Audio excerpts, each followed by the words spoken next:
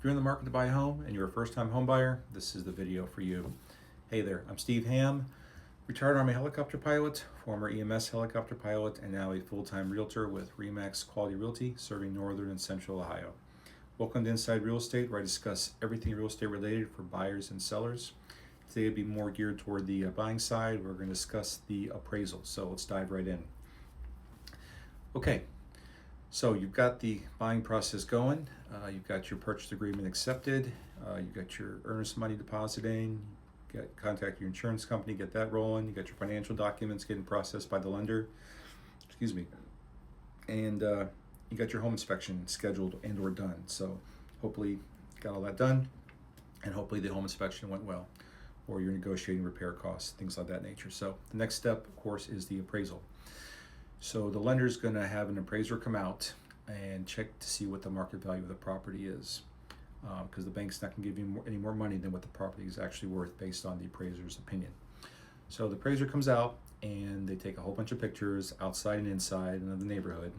They do a walkthrough of the property and they check for some safety conditions, essentially. So, and depending on the type of loan that you have, would kind of depend on how rigid the appraiser's inspection is going to be. So conventional loan, they're really not that rigid at all, things that they look for. So, but if you're got a FHA or VA loan or USDA loan, things of that nature, they're going to be a lot more rigid in what they're looking for. They especially want to see, GFCI outlets near sinks, water sources, things of that nature, handrails with steps.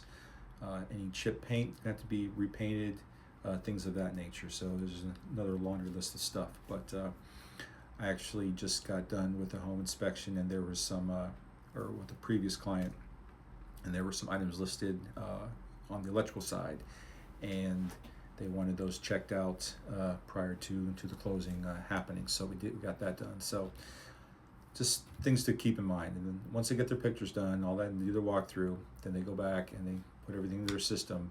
They also take into account, they go back and see homes that have been recently sold in the area.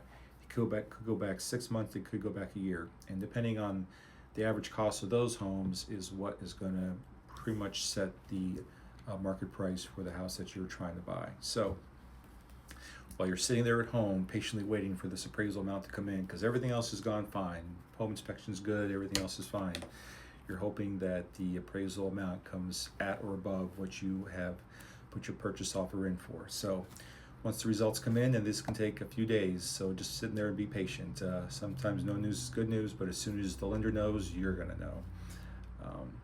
So appraisal comes back. Let's say it comes in at or above your purchase offer price. You're good to go. Deal can move forward. Then you get your whole entire packet goes to underwriting, and you wait for the clear to close message. Now, let's say that the appraisal comes back less than your purchase price offer. So now you got some thinking to do. One option is that the deal could be dead right there in the spot, and you cannot afford to pay what's called the appraisal gap, the difference between the market price and what your purchase offer is and what the appraisal came in at. So especially if it's $10,000 or more. If you have that kind of money to spend and you want to keep the deal going, by all means, go ahead. So either the deal's dead, you can pay the appraisal gap difference, or you can try to negotiate a lower purchase price based on what the appraisal came back with the seller, and see if you can bring it down and meet that and get the deal going as well. So there's always some options involved. It's not always dead, but it depends on how badly you want the house and what your financial situation is. Now, something to keep in mind though with paying the appraisal gap is that you're going to end up trying to pay more for a house than what it's actually worth. And let's say you want to spend the next 5 years in that house or longer, and something happens and you can't stay in there 5 years, end up having to sell sooner. You're more likely not going to be able to sell the house for the amount that you pay for it, so you're going to be losing money. So think about that.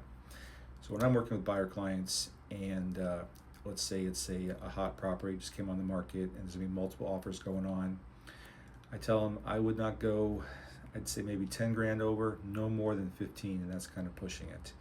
If you're going over more than that, You may win the bid, you may win the house, but you're overpaying for something that you really shouldn't be. So I can't stop you from that, obviously, but that would be my advice. So a lot of times, not having the highest bid but better terms in the middle for the seller can always be helpful. So that's something that you would talk to with your realtor and see what you can figure out then. But in a nutshell, that's kind of how the appraisal process works. So hope that helps. Hope that gives you some insight into it. It's an opinion of someone, so you have to take that into account. And if the seller doesn't like the appraisal that came back, they can always ask for a secondary opinion of value and have another appraiser come in and look at it, which is going to cost money, of course. So, but anyway, that's how that works. So I hope that helps. Of course, as always, if you're if you have any questions about real estate and you want to ask, feel free. I'll do my best to answer them. If you live in the northern or central Ohio area and you're in the market to buy or sell, please feel free to reach out and we can have a chat. My email is in the bio, and we'll see what we can get going for you, whether get you in a new house or get your current house sold and move on. So be more than happy to help. For me, it's always about establishing genuine client relationships, the effective and timely responses with follow-up, and 5-star customer service that I can provide from the initial meeting through closing and beyond. So I do like to keep following up with my clients, see how they're doing, and just making sure everyone feels very, very satisfied during the process, that there's very few hiccups if possible. We can get through them all. So anyway, that's all I got for today. I'll be back later with another tip along the way to help you out on the buying side, and then get some more selling tips as well. So till then, take care, and remember, from serving our country to serving your real estate needs, take care. Peace.